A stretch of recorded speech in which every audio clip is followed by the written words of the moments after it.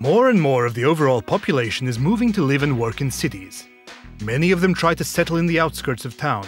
Because of this, urban territories are growing at alarming rates, which in turn is taking its toll on the existing infrastructure. This growth of urban territories is called urban sprawl.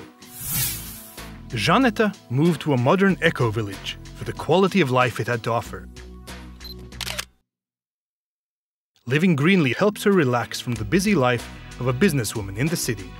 Darbā ir ļoti svarīga atpūta, ļoti kvalitatīva atpūta, lai uzkrātu spēkus un varētu strādāt ar maksimālu jaudu. Tas ir arī galvas atpūta, un tu it kā izbrauc ārā no pilsētas, dabā, un šķiet, ka viss ķermenis burtiski zied.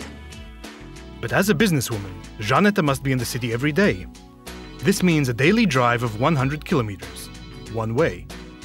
Even if she understands that this behavior is not especially green, her active lifestyle needs both the bustle of downtown as well as the calming privacy of a home outside the city.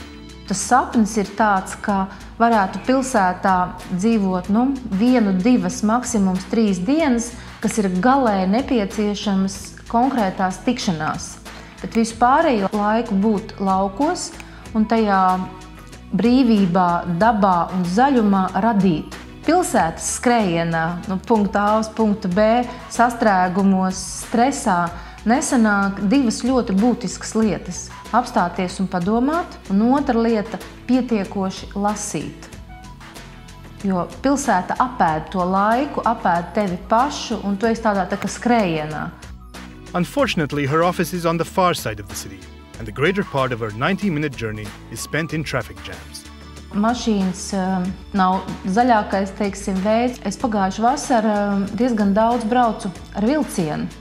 Un es teiktu tā, ka cilvēki daudz vairāk izmantotu vilcienu, jo vilciens ir ļoti patīkams transporta līdzeklis, jo atkal tu vari apsēsties, lasīt, runāt, domāt, strādāt ar kompjuteru. Ja tas vilciens iet mazliet ātrāk, un es teiktu 2 reizes vairāk, tad es domāju, ka cilvēki iespējams nebrauktu ar mašīnām tik daudz, kā tā infrastruktūra būtu ērtāka, cilvēki parasti iet, kur ērtāk.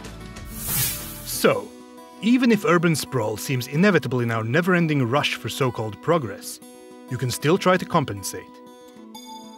Swap your car regularly for public transport or bicycle. Relax and look for activities near your home, not in the city center.